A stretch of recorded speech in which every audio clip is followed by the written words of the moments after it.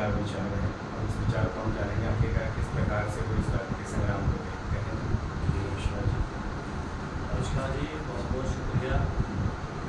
आज दिल्ली टाइम्स के head office में आप लोगों ने हमें मौका दिया है। इसके लिए मैं दिल्ली टाइम्स की तमाम अथॉरिटी जो पटवारी साहब हैं, बिगोड़ी साहब हैं, निगम साहब हैं और भी आपके जिम्मेदार साथी जो हैं, मैं आप लोगों को काफ़ी धन्यवाद करता हूँ।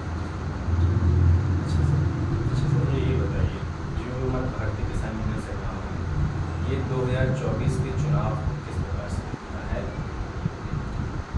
देखिए, पहले तो सवाल आपका राजनीतिक है, लेकिन चूँकि अभी चुनाव चल रहे हैं देश में, चुनाव के माहौल में। हाँ, भारतीय किसान यूनियन संग्राम राजनीतिक संगठन है, लेकिन जैसा आपने सवाल किया है कि अभी चुनावी माहौल है देश में, तो चुनावी माहौल तो चल ही रहा है और एक तरफ वो लोग चुनाव लड़ रहे हैं जो किसानों के कातिल ही कहूँगा उनको मैं, कि हमारे 800 से ज़्यादा किसान भाई शहीद हुए इस देश में। आप लोग सब गवाह हैं, मीडिया बंधु, जो पिछले दिनों हाजीपुर बॉर्डर, सिंगू बॉर्डर, तमाम बॉर्डरों पर धरने चल रहे थे और हमारी किसान मजदूर तमाम संगठनों की जायज़ मांग थी, सबको पता है, जो हमारी किसान यूनियनों के और किसानों के मुद्दे हैं।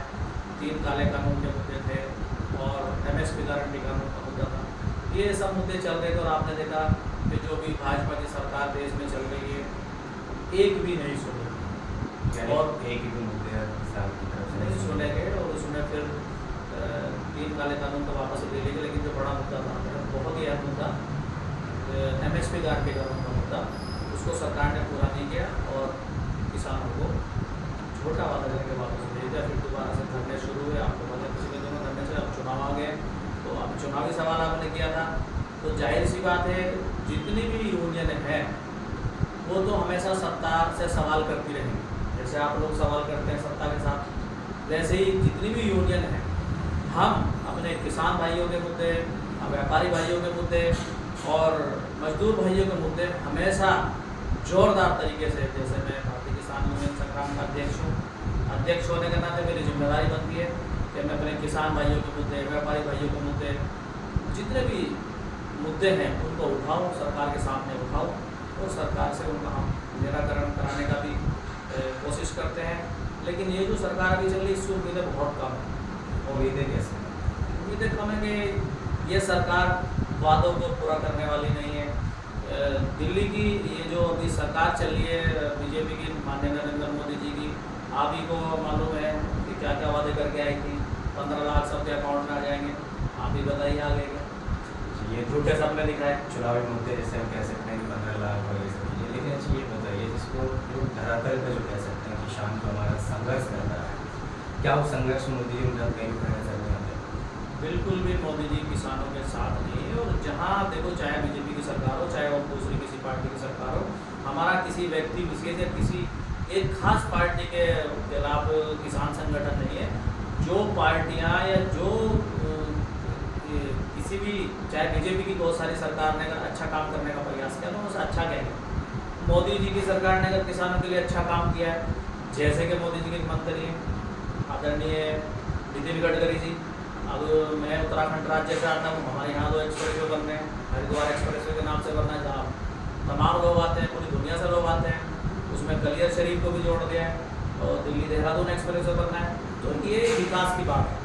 तो वो विकास हाँ, है, लेकिन किसानों के मुद्दे में ऐसा कुछ भी नहीं किया गया मोदी गवर्नमेंट की तरफ से कि जो लगे कि विकास हुआ है। उनके साथ मुझे कहीं तो मुझे ज़्यादती करी गई हमारे है। किसान भाइयों के साथ तो अन्याय हुआ है और मैं कहूँगा कि सरकार के पास बहुत ही समय था, लेकिन सरकार ने उसको ध्यान नहीं दिया। MSP गारंटी कानून का हमारा जायज़ मांग थी, अगर इसको सरकार पूरा करती तो मेरे ख्याल से आज बीजेपी की सरकार जो अभी असहज महसूस कर रही है चुनाव में, वो शायद आज मजबूत स्थिति में होती। जहाँ तक ऐसा लग रहा है कि महागठबंधन एक तरफ है, बीजेपी एक तरफ है, महागठबंधन की स्थिति हमें मजबूत नज़र आ रही है और होनी भी चाहिए, क्योंकि वो विपक्षी लोग हैं, विपक्ष मजबूत देश में होना ही चाहिए। अच्छा, किसान मोदी जी के साथ में आपके हिसाब से नहीं कहना चाहिए, यानी बिल्कुल गवर्नमेंट, यानी कि जो हम कह सकते हैं सेंट्रल गवर्नमेंट के कुछ ऐसे मुद्दे उन्होंने ऐसे कार्य किए हैं जिससे मुझे लगता है कि किसान उनके साथ सहयोग किसान तो क्यों होंगे, आपको पता ही है, जो मैंने सारी बातें आपके सामने रखी दी हैं। और देखो, ये व्यक्तिगत मुद्दा नहीं है कि किसानों से कोई बीजेपी की दुश्मनी है, ऐसा भी नहीं। सरकार की बात हो रही है। जो सरकार अभी 10 साल रही है केंद्र में, वो किसानों की हितैषी नहीं है, ऐसा पूरे देश ने देखा। अच्छा, ये चलिए आप ये बात नहीं किसानों की नहीं है, तो हम देखते हैं मोदी गवर्नमेंट आ गया है और इसमें क्या करती है, मोदी गवर्नमेंट आती है नहीं आती है, तो चुनाव के बारे में बात चलिए। लेकिन आजकल जो माहौल जो दिल्ली में चला हुआ है, दिल्ली में काफ़ी गरमाया हुआ माहौल है यहाँ पर।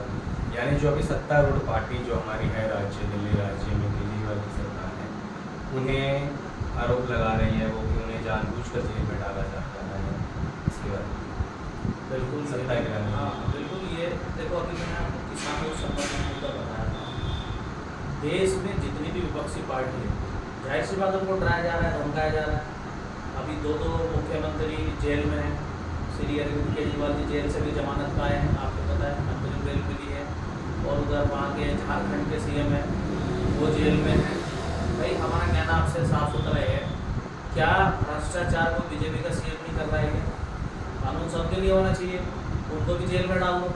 बहुत सारे ऐसे भ्रष्टाचार के मामले आए हैं, तो इनके पास भ्रष्टाचारी कोई भी जा रहा है बीजेपी के पास, उसको ये पाकसा बना दे रहे हैं, यानी कि विपक्षियों को उसमें यानी फंसा दे रहे हैं। वॉशिंग मशीन के रूप में एक तरीके से बीजेपी पार्टी को आज हम चित्रित कर रहे हैं, बाकी अदर पार्टियाँ बिल्कुल। ये तो देखो, बीजेपी वाले खुद ही साबित कर रहे हैं। भाई, आप जो है वहाँ के चौहान साहब ले लिया अपने महाराष्ट्र के, उधर वो एनसीपी के लोग ले लिए, उनका भ्रष्टाचार के आरोप थे। आज वो बीजेपी में आ गए हैं और वो भ्रष्टाचार मुक्त हो गए। यानी कि अगर आप किसी और पार्टी में रहते हैं तो आप वहाँ पर भ्रष्टाचारी कहलाएंगे, लेकिन अगर आम आदमी पार्टी हो या कांग्रेस हो, कोई भी दूसरी पार्टी हो, अगर वो बीजेपी में आती है तो वो एक तरीके से बात साफ हुई। बिल्कुल सही बात है, तो साफ नज़र आ रहा है कि देखो, आपने एक मिसाल सुनी होगी कि भाई, हम अगर गलती करें तो वो तो गलती नहीं है, और आप गलती करें वो गलती करें, ये गलत बात। गलती को गलती कही जानी चाहिए, हम इसके फेवर में। और मेरी एक बात और, जैसे चुनावी बात आप कर रहे थे कि चुनाव मुद्दों के आधार पर होना चाहिए। अच्छा, मुद्दे क्या है 24 के, जहाँ तक मुझे लगता है पहले जो मुद्दे थे धर्म के मामले, वो तो शायद समाप्त नजर होते थे, आगे के मुद्दे रहेंगे। मुद्दों के आधार पर चुनाव हो ही नहीं रहा है, तो किस आधार पर? बिल्कुल नहीं हो रहा है। धार्मिक आधार पे और इस तरह की हिंदू मुस्लिम पाकिस्तान, ये सब चीज़ें चल रही है, और इसको हमारा देश कभी बर्दाश्त नहीं करेगा। हमारा देश में मजबूत लोकतंत्र है। बाबा भीमराव अम्बेडकर जी ने जो हमें संविधान दिया है, उसी के हिसाब से देश चलेगा, और चुनाव भी उसी के हिसाब से होने चाहिए, और मुद्दों के आधार पर होना चाहिए। बीजेपी के कुछ मंत्रियों ने विकास भी किया है, ऐसा भी नहीं विकास नहीं करना, अभी गडकरी जी का जिक्र किया। तो लेकिन अभी हो क्या रहा है, मुद्दों से हट करके चुनाव हो रहा है। यानी कि अच्छा, पहले हम ये कह सकते हैं कि जो सरकारें, जो पहले जो सरकार थी, मोदी गवर्नमेंट से पहले जो सरकारें थी, उस समय भारत की जो स्थिति थी राष्ट्रीय स्तर पर, वो कमज़ोर नज़र आती थी, और मोदी गवर्नमेंट के आने के बाद ये स्थिति काफ़ी ज़्यादा मजबूत नज़र आ रही है। क्या आपको इसमें कोई सकारात्मक पहलू नज़र आ रहा है? नहीं, ये सवाल से मैं आपको सहमत नहीं हूँ कि मोदी गवर्नमेंट के आने से स्थिति मजबूत नज़र आ रही है, ऐसा बिल्कुल भी नहीं है। हमारे देश में पहले और भी सरकारें थी। हमारा जो देश है सुपर पावर देश है, कमज़ोर देश नहीं है। और ना हमारे देशवासी कमज़ोर हैं, ना यहाँ विपक्षी पार्टियाँ कमज़ोर हैं। पहले भी हमारे देश में ऐसे प्रधानमंत्री रहे हैं, मनमोहन सिंह जी, कि जो पूरी दुनिया मंदी के दौर से गुजर रही थी। खास तौर से अमेरिका जैसे बड़े देश, आपको पता है मेरे से ज़्यादा, मंदी में डूबते जा रहे थे, और मनमोहन सिंह जी की उन्होंने एडवाइस दी अमेरिका जैसे देश में। तो मैं कहूँगा आपके माध्यम से कि ऐसा नहीं है। मोदी जी से अच्छे, ज़्यादा पढ़े लिखे और भी देश में प्रधानमंत्री रहे हैं, और मजबूत प्रधानमंत्री रहे हैं, और ऐसा नहीं सब कुछ अभी हुआ है। यानी कि पहले से ही स्थिति पहले से मजबूत थी, यानी उसी स्थिति को मजबूत किया है कि मोदी सरकार ने जो हम देखें उसी तरह की कोशिश करी है कि उस प्रकार से उसे एक स्थिरता प्रदान करने की सरकार ने कोशिश करी है, उसे जैसे कि आप देख सकते हैं। ऐसा मुझे ये बताइए कि आपने उनसे काफ़ी अच्छी बात करके बताई है इस प्रकार से, तो मुझे आप अपना एक नज़रिया और एक सवाल मैं ये कहूँगा कि अगर मोदी गवर्नमेंट इन सभी मुद्दों पे आपके हिसाब से फेल नज़र आती है, फेल नज़र आ रही है, तो वो कौन सी गवर्नमेंट होगी या वो कौन सी पार्टी होगी जो इन सभी मुद्दों को लेकर आगे चल सकती है या वो सक्षम है या उसे आना चाहिए? कोई भी पार्टी हो, मैंने पहले ही कहा कि किसान संगठन जो भी है वो हम किसी एक पार्टी के फेवर में या पार्टी के खिलाफ नहीं है। जो भी पार्टी देश में अच्छा काम करेगी वो अच्छा कहलाएगी, बुरा काम करेगी बुरा कहलाएगी, साफ सुथरी सी बात है। और अगर दूसरी सरकारों ने भी, आपने देखा पहले भी कांग्रेस पार्टी की सरकार थी, अभी धरने प्रदर्शन हुए, लेकिन पहली सरकारें जल्दी से बात को मान लेती थी। मुझे समझ में नहीं आ रहा है कि अभी जो मोदी जी की सरकार चल रही है उनके कौन सलाहकार हैं या कौन उनको ऐसी सलाह दे रहे कि आप रोड बढ़वा दो, रोड में कील गड़वा दो और किसानों को दिल्ली में घुसने ना दो। तो बहुत सारे मुद्दे हैं, ऐसा नहीं है। कौन सरकार आएगी कौन नहीं आएगी ये तो वक्त बताएगा। आने वाले जो हमारे देशवासी हैं वो किसको चुनते हैं वो अलग विषय है। लेकिन सरकारें पहले भी थी, सरकार अब दोबारा भी बनेगी। लेकिन हम यही ईश्वर से, अल्लाह ताला से ये दुआ करेंगे कि हमारे देश में ऐसी सरकार आनी चाहिए जो सब लोगों को साथ लेकर के चले, सबसे समन्वय स्थापित करके चले और जो गरीबों की हितैषी हो, किसानों की हितैषी हो, मजदूरों की हितैषी हो, व्यापारियों की हितैषी हो। अब देखो आपने पिछले दिनों देखा, पहले नोटबंदी कर दी, फिर जीएसटी लागू कर दिया। तो ये गलत नीतियों के कारण कहाँ है आज व्यापारी परेशान हो रहा है व्यापारी परेशान है, मजदूर परेशान है, किसान परेशान है। तो जब ये तीनों लोग परेशान होंगे तो फिर देश कैसे चलेगा? देश तभी चल पाएगा जब सब लोग खुशहाल हों। धन्यवाद सर। बहुत जैसे शुक्रिया। हमने इनके विचार जाने और जाना कि किस प्रकार से सरकार को सभी के साथ मिलकर चलना चाहिए, इनके विचार हमने ये देखा। तो आगे भी हम इनसे कभी मुलाकात करेंगे और भी अन्य सवाल जो हमारे होंगे वो हम इनके साथ लेकर आएंगे और आपको भी हम इनसे रूबरू कराएंगे। आप सभी का बहुत बहुत धन्यवाद हमारे चैनल